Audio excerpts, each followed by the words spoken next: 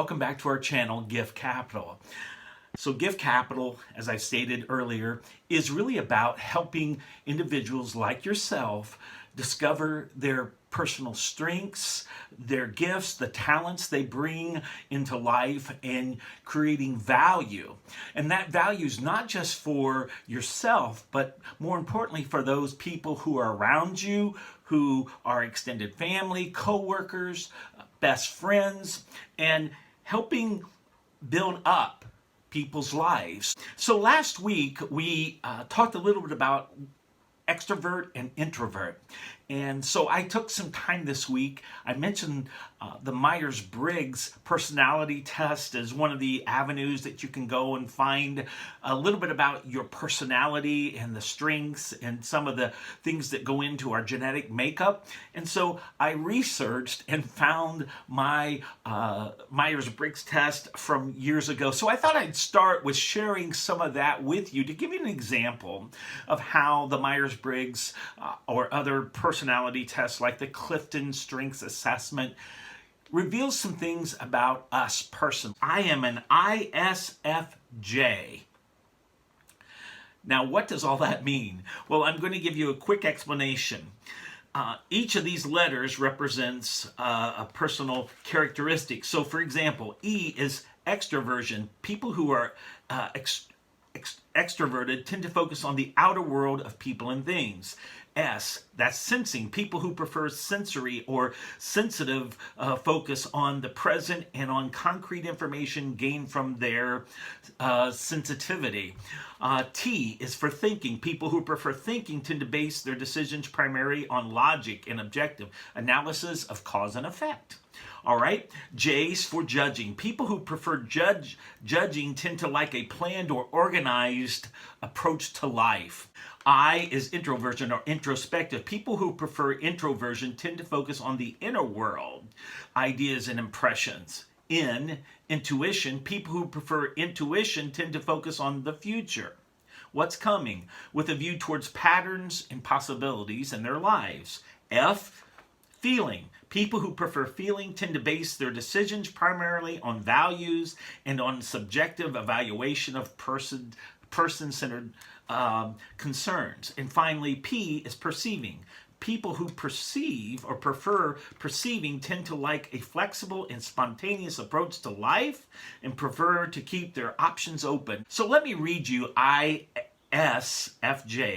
my result that came out. It says, ISFJ, a quiet, friendly, responsible, and conscientious individual, committed and steady in meeting their obligations, thorough and painstakingly accurate, loyal, considerate.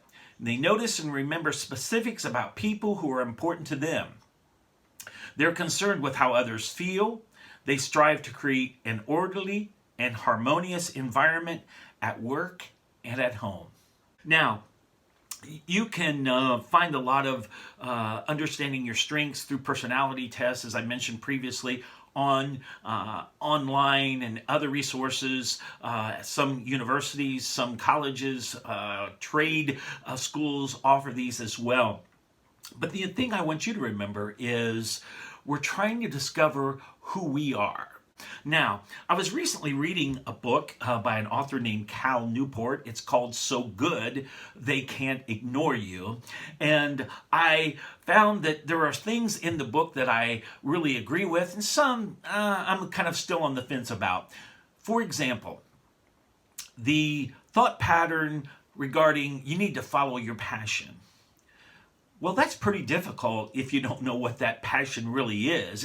And I think to find out, well, what do I really enjoy about life? What brings me satisfaction, inspiration? What motivates me? Well, if I don't know a lot about myself, then that's going to be kind of challenging to figure it out. And I've seen this many times with people. They say they're going to go follow their passion. They'll quit their job. They'll go after their dream, which that's all good and fine in that context. But the reality is, sometimes our passion aren't going to pay the light bill. sometimes our passions aren't going to make sure that the mortgage gets paid or there's food on the table. And I've watched people do this and make this mistake. And I happen to agree with Mr. Newport's writing on this.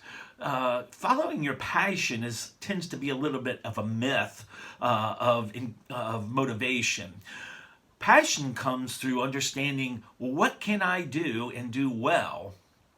And I can do it well enough that I begin to take satisfaction and I begin to see it affect the world and environment around me. So I tend to agree with Mr. Newport on this thought process.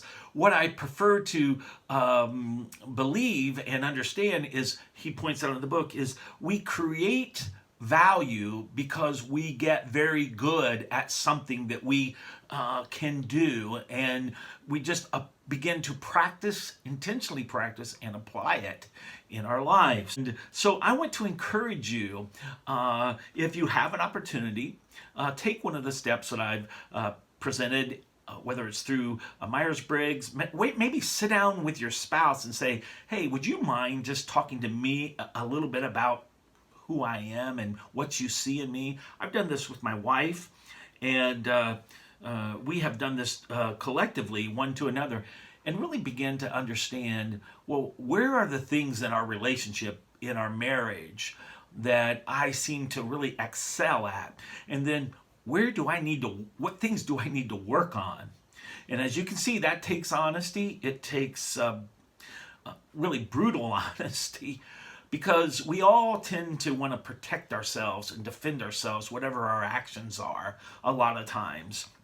And God, in my faith, and as I've mentioned again in our previous videos, God doesn't expect any of us to be doormats where people just kind of walk on us and wipe their feet on us and go on.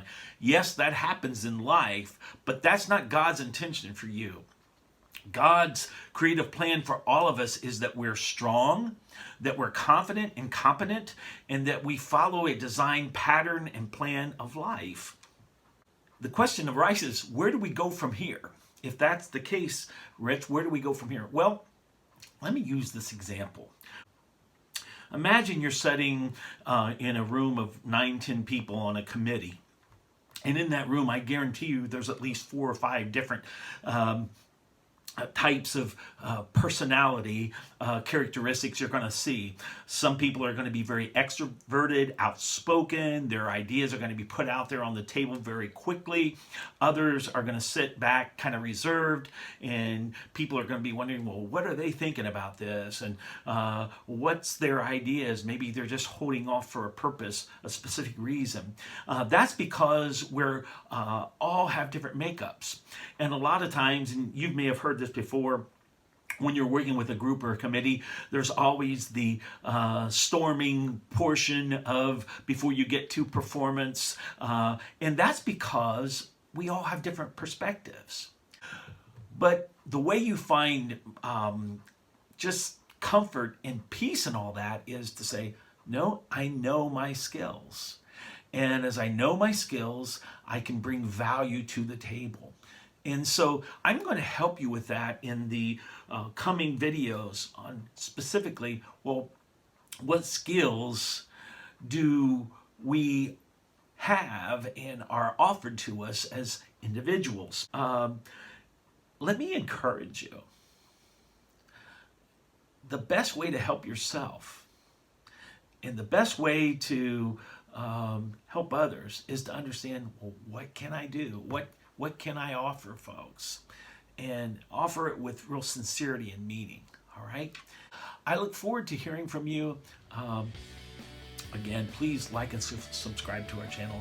And I just hope this is helping, and that we'll see you as you grow and go forward in your own plan and design of life, all right? Have a great day.